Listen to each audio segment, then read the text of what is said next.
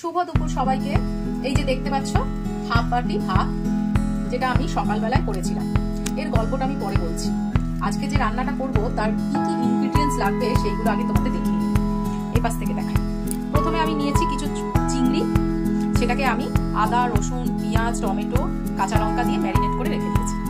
এখানে দুটো ডিম একটু ভুজিয়া করে রেখে দিয়েছি। আর এখানে চিকেন ছিল, সেই চিকেনের সলিড পিসগুলো নিয়ে একটু কুচি কুচি করে ওটাকেও চিংড়ির মতো ম্যারিনেট করে রেখে দিয়েছি। আর এখানে লাগবে গাজর কুচি, বাঁধাকপি, রসুন, পেঁয়াজ,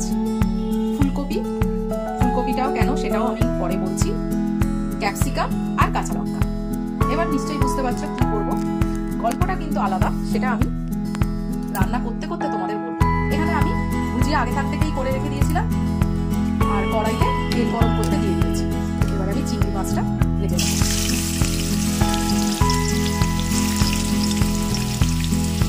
চিংড়ি মাছ বেশি ভাজলে নেই, অল্প একটু ভাজলেই হয়ে যায়। আচ্ছা, নুনগুলোও কিন্তু দিয়ে রেখে দিয়েছিলাম। তারপরে বলবেন কি তুমি তো নুন দিলে না চিংড়ি আর মাংসে, আমি কিন্তু দিয়েছিলাম, সেটা আমি বলতে ভুলে গেছি। আচ্ছা, আরেকটা, এই ভাতের মধ্যে আমি আগে থাক থেকে নুন আর চিনি হালকা করে মেখে রেখে দিয়েছি। এবার বলি গল্পটা। সকালবেলায় ভাত করেছি যথারীতি যেরকম করি আমি। বৃষ্টি আরম্ভ হতেই সবার বায়না হয়ে গেছে খিচুড়ি খাবে। কি আর কি, ভাত করে ফেলেছি আবার খিচুড়ি, একই সময় পাই না এটা ওটা করতে, আবার নাকি খিচুড়ি বসাবো, অসম্ভব। এই ভাতটাকে কিভাবে করি সেটা তোমরাও দেখবে আর ওরাও খাবে। এখন চিংড়ি মাছটা হালকা করে ভেজে নেব। চিংড়ি মাছটা হালকা করে ভেজে তুলে রেখে দিয়েছি। এইবারে কড়াইতে আরেকটু তেল নিয়ে মাংসটাকেও ভেজে তুলে নেব। এখন মাংসটা একটু ঢাকা দিয়ে দিয়ে করবো, কেননা মাংসটা সিদ্ধ না হলে খেতে ভালো লাগবে না। লো ফ্লেম করে দেবো আর ঢাকা দিয়ে দেবো। এই ঢাকা থাকবে, হতে থাক 5 মিনিট। চিকেনটা আমার ভাজা হয়ে গেছে। চিকেনটাকে আমি একটা প্লেটের মধ্যে তুলে রেখে দিয়েছি। এইবারে এই তেলের মধ্যে আরেকটু তেল নিয়েছি। প্রথমে দিয়ে দেবো রসুন কুচি,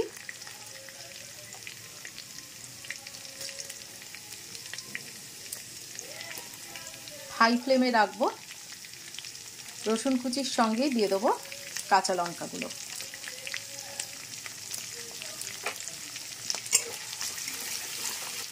রসুন আর কাঁচা লঙ্কা একটু ভাজা ভাজা হয়ে গেছে। আমি এই সবজিগুলো পেঁয়াজ, ফুলকপি, ক্যাপসিকাম, গাজর আর বাঁধাকপি সব দিয়ে দেবো।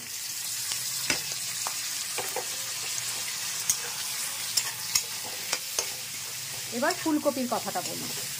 ফুলকপি আমি দিতাম না, এটা অপশনাল। কিন্তু ব্যাপারটা হচ্ছে কি, খিচুড়ির জন্য আমার বাড়ির লোক ফুলকপি নিয়েও হাজির হয়েছিল। সেই জন্য ফুলকপির টেস্ট যেন পায়, সেই কারণে এর মধ্যে আমি ফুলকপিটা দিয়ে দিচ্ছি। বলতে পারবে না যে আমি ফুলকপি নিয়ে আসলাম কিসের জন্য দিলাম। সামান্য একটু নুন দেবো, কারণ আগে থাক থেকে আমার ভাতের মধ্যে নুন আর চিনি মাখানো আছে। আর এমনিতেও এইসব জিনিসগুলো যেগুলো ভাজলাম, চিংড়ি মাছ, চিকেন, ডিম, এগুলোতেও রীতিমতো আমি নুন মাখিয়ে রেখে দিয়েছিলাম। বেশি ভাজবো না, হালকা ভাজবো, এটা একটু ক্রাঞ্চি ক্রাঞ্চি থাকবে। হালকা ভেজে নিয়েছি।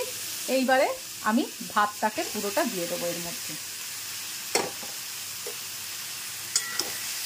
ভালো করে নাড়বো। এই সময়টায় আমি ফ্লেমটাকে একটু লো করে নেব, না হলে না ভাতটা কড়ার গায়ে লেগে থাকবে। কি কালারফুল দেখতে হয়েছে না? এইবারে ভাতটা ভাজা হয়ে গেছে, এর মধ্যে দিয়ে দেবো একটু সয়া সস।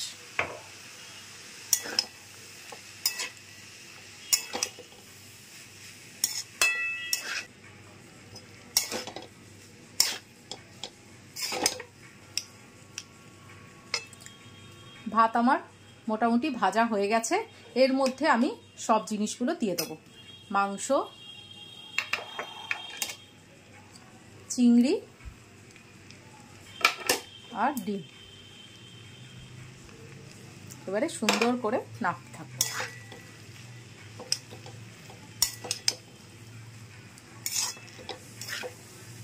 বাইরে বৃষ্টি পড়ছে না, কিন্তু ওয়েদারটা এমনই, ও যখন তখন চলে আসতে পারে, ওই ঠিক মেয়েদের চোখের জলের মতো, তাই না?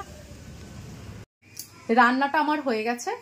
এই প্লেটের মধ্যে আমি যদি রান্নাটা পরিবেশন করতাম তাহলে তার নাম দিতাম ভাত ভাজা, বাঙালিতে যেটা বলে ভাত ভাজা।